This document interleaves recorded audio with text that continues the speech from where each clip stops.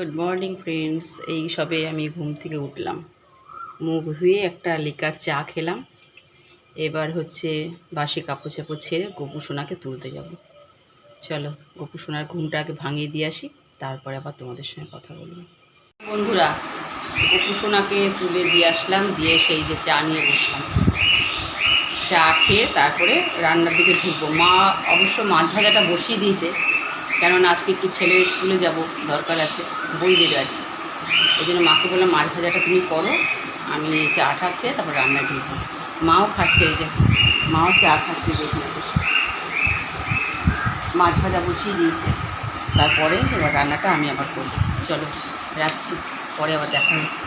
Hello বন্ধুরা, চাটা খেয়ে চান করতে না তো চান আর কি, চান মাথায় আসছে।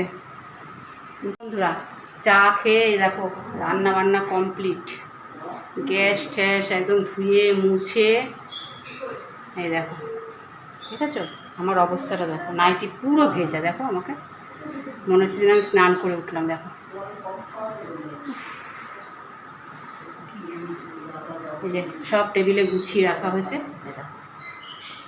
ঠিক আছে। এবার আমি যাব স্নানে।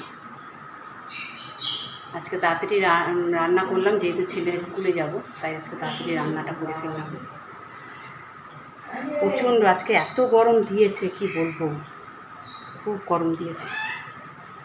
চলো, আর কথা বলতে পারছি না, এখন মাথায় জল ঢাললে মনে হচ্ছে না শান্তি পাবো। হ্যাঁ, বিক্রি কি এগুলো তো আর কি, ও স্কুল ছাড়া তো অন্য জায়গায় কিনতে দেবে না। তুমি এই কোনখান নিয়ে কী করবে, তোমার তো স্কুল থেকে কিনতেই হবে এটি। করে রেখেছে। হ্যাঁ, হ্যালো বন্ধুরা, ওদিকরা কী করে বই?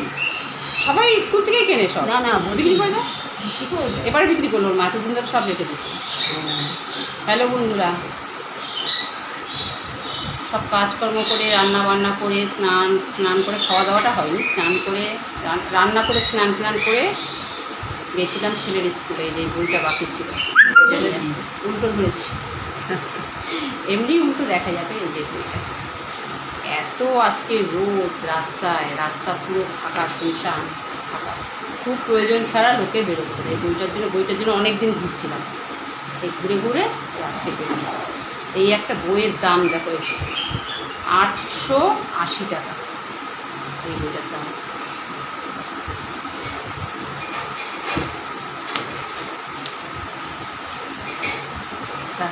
চলো, এই ড্রেস ফ্রেস ছাড়তে হবে, কেননা গরম লাগছে প্রচুর। চলো রাখছি, পরে আবার দেখা হবে।